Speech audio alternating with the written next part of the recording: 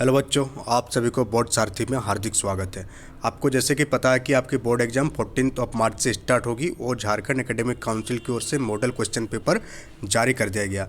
इससे पहले के सेशन में हम लोग साइंस का कंप्लीट आंसर को देखे थे 40 ऑब्जेक्टिव क्वेश्चंस का, और जल्दी आपका अपलोड किया जाएगा सब्जेक्टिव भी।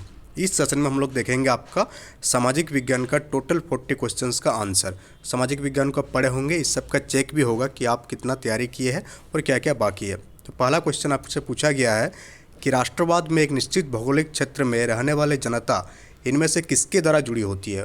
ऑप्शन आपको दिख रहा होगा कि समान संस्कृति, समान इतिहास, भाषा और लोक परंपरा, या इनमें से सभी। तो राष्ट्रवाद में एक निश्चित भौगोलिक क्षेत्र में जो जुड़े रहने वाले लोग होते हैं वो इन सभी से क्या होती है, कनेक्टेड होती है। तो 1 का आंसर क्या हो जाएगा, ऑप्शन नंबर डी आपका आंसर हो जाएगा।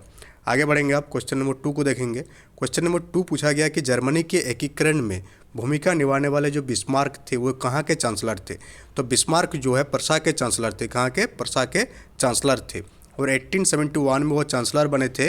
और वो कौन सा नीति अपनाए थे? रक्त एवं लोहे की नीति। यह भी आपसे पूछा जा सकता है कि रक्त एवं लोहे की नीति किसके द्वारा अपनाई गई थी। तो रक्त एवं लोहे की नीति जो है जर्मन चांसलर बिस्मार्क द्वारा निभाई गई थी। तो रक्त एवं लोहे की नीति, ये भी आप याद रखेंगे, ये आपके एग्जाम में आने के चांसेस ज़्यादा है। क्वेश्चन नंबर 3 आप देखेंगे कि सरदार वल्लभ भाई पटेल ने किस किसान आंदोलन का नेतृत्व किया था। तो वल्लभ भाई पटेल जो है बारदोली आंदोलन का नेतृत्व किए थे। तो 3 का आंसर हो जाएगा ऑप्शन नंबर बी। तो चलिए हम लोग आगे बढ़ते हैं। आप देख रहे होंगे कि जितने भी आपको पढ़ाया गया था उन्हीं से ये सारे क्वेश्चन आपसे पूछा गया है। क्वेश्चन नंबर 4 आपसे पूछा गया है कि साइमन कमीशन भारत क्यों आया। पहला है कि सॉरी तो साइमन कमीशन भारत क्यों आया था। साइमन कमीशन भारत कब आया था? 1928 में जो है साइमन कमीशन भारत आया था, ये आप याद रखेंगे। और क्यों आया था?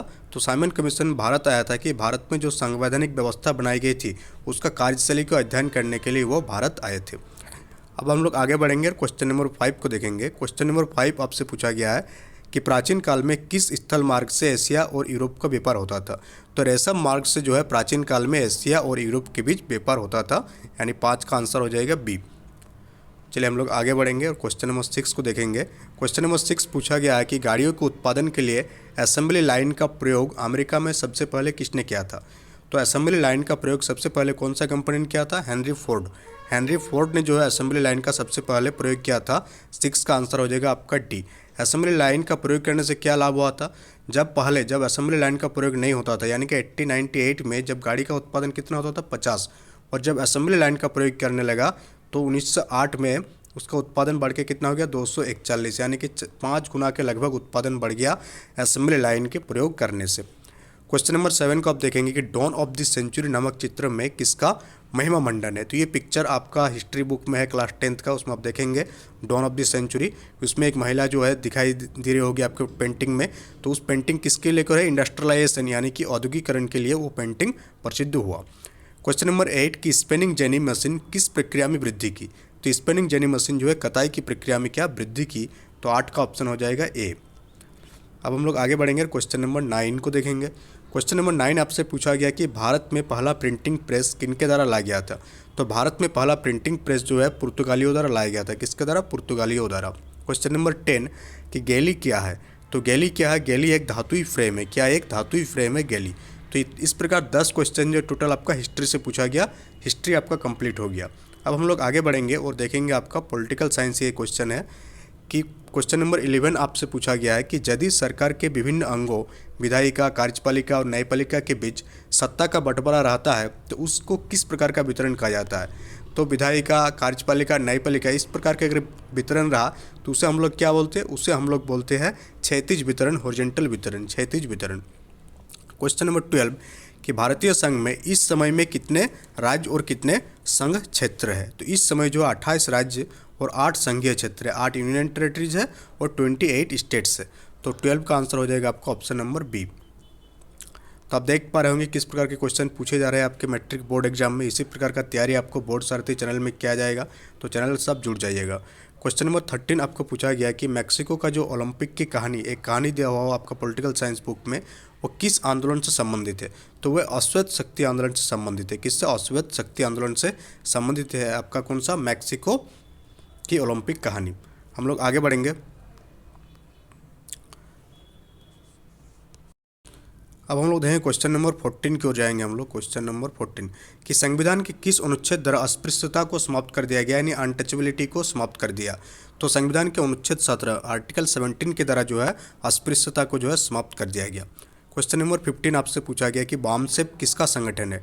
तो बामसेफ जो है आपका सरकारी कर्मचारियों का संगठन है। किसका? सरकारी कर्मचारियों का संगठन है। ये सर आपका पॉलिटिकल साइंस का क्वेश्चन है। क्वेश्चन नंबर 16 आप देखेंगे कि भारत में राजनीतिक दलों की मान्यता कौन देता है। तो भारत का जो चुनाव आयोग होती है वह भारत में राजनीतिक दलों की मान्यता देती है, यानी कि ऑप्शन नंबर डी आपका आंसर हो जाएगा। क्वेश्चन नंबर 17 कि लोकतांत्रिक सरकार किस प्रकार की सरकारी होती है। उत्तरदायी सरकार, जिम्मेवार सरकार, वैध सरकार। तो इससे आपको पता चल रहा है कि लोकतांत्रिक सरकार ये तीनों होती है, यानी कि उपरोक्त सभी आपका आंसर हो जाएगा। ऑप्शन नंबर डी आपका आंसर हो जाएगा। अब आगे बढ़ेंगे, क्वेश्चन नंबर 18 को आप देखेंगे। क्वेश्चन नंबर 18 आपसे पूछा गया कि लोगों को राजनीतिक सुधार लागू करने में सशक्त बनाने वाला कौन सा अधिनियम श्रेष्ठतम है। यानी राजनीतिक सुधार लागू करने में सबसे ज़्यादा श्रेष्ठतम अधिकार है वो आप कौन सा है। तो वो हो गया आपका राइट टू इन्फॉर्मेशन, यानी कि सूचना का अधिकार। क्वेश्चन नंबर 19 कि निम्न में से किस राजनीतिक संस्था में महिलाओं के लिए सीटें आरक्षित है। लोकसभा, विधानसभा, पंचायती राज, उपरोक्त सभी। तो तीनों में जो है महिलाओं के लिए सीटें आरक्षित है। तो 19 का आंसर हो जाएगा आपका डी। आगे बढ़ेंगे हम लोग, क्वेश्चन नंबर 20 देखेंगे। क्वेश्चन नंबर 20 पूछा गया कि नर्मदा बचाओ आंदोलन का नेतृत्व किसने किया था। तो नर्मदा बचाओ आंदोलन का नेतृत्व जो किए थे कौन थे? मेधा पाटेकर किए थे। और कब हुआ था ये आंदोलन? 1989। ये भी आप याद रखिएगा डेट, ईयर, कि 1989 में ये आंदोलन हुआ था, नर्मदा बचाओ आंदोलन मेधा पाटेकर द्वारा। अब हम लोग पढ़ेंगे आपका जियोग्राफी से आपका क्वेश्चन। ज्योग्राफी में क्या पूछा गया? पहला क्वेश्चन कि समापेयता के आधार पर संसाधन कितने प्रकार की होती है। तो समापेयता के आधार पर संसाधन 2 प्रकार की होती है। क्या क्या होती है इसका आप कमेंट बॉक्स में कमेंट करके इसका आंसर देंगे। क्वेश्चन नंबर 22 आपसे पूछा गया कि किस राज्य में काली मृदा मुख्य रूप से नहीं पाई जाती है। तो राजस्थान में जो है मुख्य रूप से काली मृदा नहीं पाई जाती है। क्वेश्चन नंबर 22 भी आपका कंप्लीट हो गया। अब हम लोग आगे देखेंगे क्वेश्चन नंबर 23। क्वेश्चन नंबर 23 है कि भारत में जैव विविधता को कम करने वाले कारक कौन है। पहला है कि वन्य जीव के आवास का विनाश, ये भी एक कारक है। वन्य जीवों को मारना या शिकार करना, ये भी एक कारक है। तो इस प्रकार से इसका आंसर जो होगा 23 के डी हो जाएगा, यानी कि उपयुक्त सभी कारण से भारत में जो है बायोडाइवर्सिटी यानी कि जैव विविधता में क्या हो रहा? कमी हो रहा। क्वेश्चन नंबर 24 की ओर हम लोग जाएंगे। 24 पूछा गया कि बहुउद्देशीय परियोजनाओं का कौन सा लाभ है, यानी कि मल्टीपर्पज जो प्रोजेक्ट होती है उसका क्या लाभ है। तो उसका जो लाभ हो जाएगा आपका बाढ़ पर नियंत्रण होती है, उससे सिंचाई में सुविधा होती है और उससे हम लोग जल विद्युत उत्पादन कर सकते हैं। तो आपका आंसर हो जाएगा ऑप्शन नंबर डी। 24 का ऑप्शन नंबर डी हो जाएगा। क्वेश्चन नंबर 25 कि चाय, कॉफ़ी, रबर, गन्ना, केला आदि किस तरह की फसल है। तो ये किस प्रकार की फसल है? ये आपका रोपण फसल है। कौन सा फसल है? रोपण फसल। तो 25 का ऑप्शन हो जाएगा सी। 26 आपसे पूछा गया कि भारत में धान की खेती मुख्य रूप से किस फसल ऋतु में की जाती है। तो धान जो है किस प्रकार की फसल है? रबी फसल है। आप याद रखिएगा धान क्या है? रबी फसल। क्वेश्चन नंबर 27 आपसे पूछा गया कि निम्नलिखित में से कौन सी कोयला की खान जो है झारखंड राज्य में है। तो हम लोग जानते हैं जो बोकारो है हम लोगों का, वो झारखंड राज्य में स्थित है, जिसे हम लोग स्टील सिटी के नाम से भी जानते हैं, स्टील सिटी बोकारो। तो ये भी आपसे पूछा जाए तो इसका आंसर आप इजीली कर सकते हैं। क्वेश्चन नंबर 28 आप देखेंगे कि निम्नलिखित में से कौन एक आधारभूत उद्योग है। तो निम्नलिखित में से कौन एक आधारभूत उद्योग है पूछा गया आपसे। तो सूती वस्त्र उद्योग जो है आपका एक आधारभूत उद्योग है। क्वेश्चन नंबर 29 के कारखानों द्वारा निष्कासित 1 लीटर अपशिष्ट से लगभग कितना गुना जल प्रदूषित होता है। तो कारखाने से अगर 1 लीटर के अपशिष्ट निकलेगा उससे कितना गुना जल प्रदूषित होगा। तो उससे कितना गुना जल प्रदूषित होगा? लगभग 8 गुना जल प्रदूषित होगा 1 लीटर अपशिष्ट से। क्वेश्चन नंबर 30 आपसे पूछा गया कि निम्नलिखित में से सड़क परिवहन के बारे में कौन सा कथन असत्य है। तो सड़क परिवहन के बारे में कौन सा कथन असत्य है? कि रेलवे की अपेक्षा लागत बहुत अधिक है। हम लोग सभी जानते हैं कि सड़क से ज़्यादा लागत किस में लगता है? रेलवे में लगता है। तो इसलिए ऑप्शन नंबर डी आपका सही उत्तर हो जाएगा। अब हम लोग आपका इकोनॉमिक्स का क्वेश्चन देखेंगे। क्वेश्चन नंबर 31 यानी कि अर्थशास्त्र। मानव विकास रिपोर्ट देश की तुलना किस आधार पर करती है? स्वास्थ्य, शिक्षा, प्रति व्यक्ति आय, उपयुक्त तो सभी के आधार पर जो है मानव विकास रिपोर्ट की तुलना की जाती है। क्वेश्चन नंबर 32 कि इनमें से कौन भावी पीढ़ी के कल्याण को परिभाषित करती है। तो जो धारणीय विकास होती है वो क्या करती है? भावी पीढ़ी के कल्याण को परिभाषित करती है। तो आपका आंसर हो जाएगा 32 का सी। 33 में हम लोग देखेंगे कि सलमा एक सरकारी अस्पताल में नर्स का कार्य करती है। तो सलमा किस क्षेत्र से संबंधित होती है? तो सरकारी क्षेत्र जो होती है हम लोगों का वो संगठित क्षेत्र में होती है। तो 33 का आंसर हो जाएगा आपका ऑप्शन नंबर डी। अब हम लोग देखेंगे 34 कि सेवा क्षेत्र में इनमें से किस तरह की गतिविधियाँ शामिल है। तो सेवा क्षेत्र में परिवहन, संचार और बैंकिंग, ये 3 गतिविधि हम लोगों का सर्विस सेक्टर यानी कि सेवा क्षेत्र में शामिल होती है। क्वेश्चन नंबर 35, निम्न में से कौन वस्तु विनिमय का उदाहरण है।